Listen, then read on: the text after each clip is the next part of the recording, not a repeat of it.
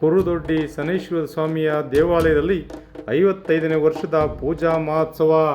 ಅಪಾರ ಭಕ್ತರಿಂದ ವಿಶೇಷ ಪೂಜೆ ದರ್ಶನ. ಮಳವಳ್ಳಿ ತಾಲೂಕಿನ ಹಲಗೂರು ಸಮೀಪದ ಪುರುದೊಡ್ಡಿ ಗ್ರಾಮದ ಮುಖ್ಯ ದ್ವಾರದಲ್ಲಿರುವ ಶ್ರೀ ಶನೈಶ್ವರ ಸ್ವಾಮಿಯ 55ನೇ ವರ್ಷದ ಪೂಜಾ ಮಹೋತ್ಸವವನ್ನು ಭಾರಿ ವಿಜೃಂಭಣೆಯಿಂದ ಅಪಾರ ಭಕ್ತಾದಿಗಳ ನಡುವೆ 2 ದಿನಗಳ ಕಾಲ ಭಕ್ತಿ ಭಾವದಿಂದ ನೆರವೇರಿಸಲಾಯಿತು. ಮೇ 15ರಂದು ಶುಕ್ರವಾರ ಸಂಜೆ ದೇವಸ್ಥಾನದ ಆವರಣದಲ್ಲಿ ಗಣಪತಿ ಹೋಮ, ನವಗ್ರಹ ಶಾಂತಿ ಪೂಜೆ ಹಾಗೂ ಪೂರ್ಣಾವತಿ ನಂತರ ಶ್ರೀ ಶನೈಶ್ವರ ಸ್ವಾಮಿ ಹಾಗೂ ಅಭಯ ಆಂಜನೇಯ ಸ್ವಾಮಿಗೆ ಅಭಿಷೇಕ ನಡೆಸಿ ಮಹಾಮಂಗಳಾರತಿ ನಡೆಸಿ ಬಂದ ಭಕ್ತಾದಿಗಳಿಗೆ ಪ್ರಸಾದ ವಿನಿಯೋಗಿಸಲಾಯಿತು. ಶನಿವಾರ ಬೆಳಗ್ಗೆ ಸಮೀಪದ ಸಿಂಶ ನದಿಯಿಂದ ಹೂ ಒಂಬಳೆಯಿಂದ ಶೃಂಗಾರ ಮಾಡಿಕೊಂಡ ಶ್ರೀ ಮಾದೇಶ್ವರ ಕರಗ ಮತ್ತು ಗಂಗೆ ಹೊತ್ತ ಅರ್ಚಕರು ಒಟ್ಟಾಗ ಜೊತೆಯಲ್ಲಿ ಹರಕೆ ಹೊತ್ತವರು, ವಾಯುಬೀಗ ಹಾಕಿದವರು, ಪೂರ್ಣ ಕುಂಭದೊಡನೆ ದೇವರ ಕುಣಿತ, ವೀರಗಾಸೆ ಕುಣಿತದೊಡನೆ ಮೆರವಣಿಗೆ ಮುಖಾಂತರ ದೇವಸ್ಥಾನಕ್ಕೆ ಬಂದು ಪ್ರದಕ್ಷಿಣೆ ಹಾಕಿ ದೇವರನ್ನು ಗರ್ಭಗುಡಿಗೆ ಕರೆದೊಯ್ಯಲಾಯಿತು. ಈ ಸಂದರ್ಭದಲ್ಲಿ ಮಹಾಮಂಗಳಾರತಿ ನಡೆಸಿ ಬಂದ ಭಕ್ತಾದಿಗಳಿಗೆ ಅನ್ನ ಸಂತರ್ಪಣೆ ನಡೆಸಲಾಯಿತು.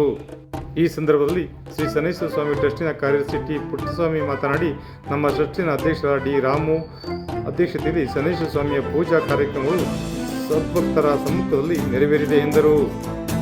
ಶನೈಶ್ವರ ಸ್ವಾಮಿಯ ಆಶೀರ್ವಾದ ಇರಲಿ ಎಂದು ಪ್ರಾರ್ಥಿಸುತ್ತೇನೆ ಮತ್ತು ಶ್ರೀ ಶನೈಶ್ವರ ಸ್ವಾಮಿ ಮತ್ತು ಅಭಯ ಆಂಜನೇಯ ಸ್ವಾಮಿಯ ಉತ್ಸವವನ್ನು ಪೂಜಾ ಕುಣಿತದೊಡನೆ ನಡೆಸಲಾಗಿದೆ. ಈ ದಿನದ ವಿಶೇಷವೆಂದರೆ 13 ವರ್ಷಗಳಿಗೊಮ್ಮೆ ಬರುವ ಶನಿವಾರದ ದಿನದ ಬಾದಾಮಿ ಅಮಾವಾಸ್ಯೆ. ಈ ದಿನ ಶನೈಶ್ವರ ಜಯಂತಿಯಾಗಿ ಆಗಿರುವುದು ನಮ್ಮೆಲ್ಲರ ಪುಣ್ಯವೆಂದರು.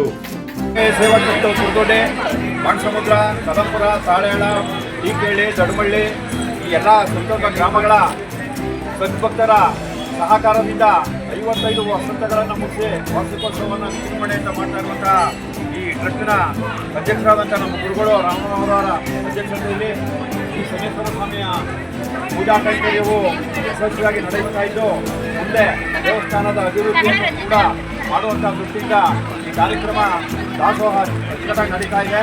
ಹಾಗಾಗಿ ಸುತ್ತಮುತ್ತಲ ಗ್ರಾಮಸ್ಥರಿಗೂ ಕೂಡ ಈ ಕಾರ್ಯಕ್ರಮದಲ್ಲಿ ಎಲ್ಲರೂ ಭಾಗವಹಿಸಿದ್ದಾರೆ. ಅವ್ರಿಗೂ ಕೂಡ ಅಭಿನಂದಿಸಿ, ನಮ್ಮ ಟ್ರಸ್ಟಿನ ಎಲ್ಲ ಕಾರ್ಯಕರ್ತರಿಗೂ, ಮುಖಂಡರಿಗೂ, ನಿರ್ದೇಶಕರಿಗೂ ಅಭಿನಂದಿಸಿ.